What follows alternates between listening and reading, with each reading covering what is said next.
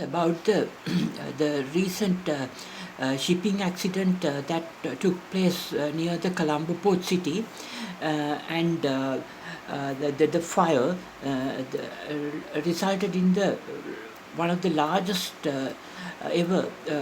environmental disasters on the oceans and the seas of the world history. Not only this incident, but before that there was another oil tanker of the southern eastern coast of Sri Lanka had a similar disaster, and for which also the compensation had been claimed from the company that owned the ship. But also we know more recently there is another incident of a ship entering the Malacca Strait having an engine trouble and calling Sri Lanka Navy for help, and including the Indian Navy. So the thing is, even before that, we have seen the Suez Canal incident where a huge container ship had blocked the Suez Canal, and the compensation claim had been very large, and still I think that particular container ship is being held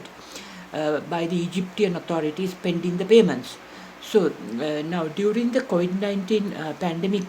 situation in the world, obviously every government and all the countries faced economic and financial constraints. So under these circumstances, whether these type of shipping accidents, whether it be a oil spill or a fire or engine trouble, particularly with regard to the incident that took place in the west coast near the Colombo port city and the southeastern coast and also the southern coast, and now about 400 kilometers away to the eastern side of the Bay of Bengal, the latest incident. So these incidents actually results in a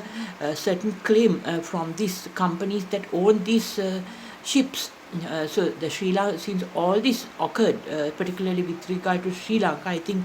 there were about 4 incidents in the recent months,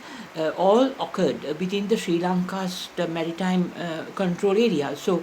the compensation, the Sri Lanka Navy, with the help of the Indian Coast Guard, look into these matters, and of course India would not seek any payments from Sri Lanka, since it's like a friendly country helping another friendly country's navy. But on the other hand, Sri Lanka would have a right to claim compensation from the company that owned the ship. So that particular company would pay the money in dollars to the Sri Lankan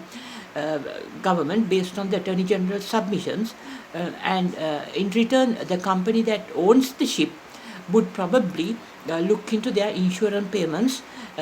because when it comes to merchant ships, the insurers, the largest insurers in the world is Lloyds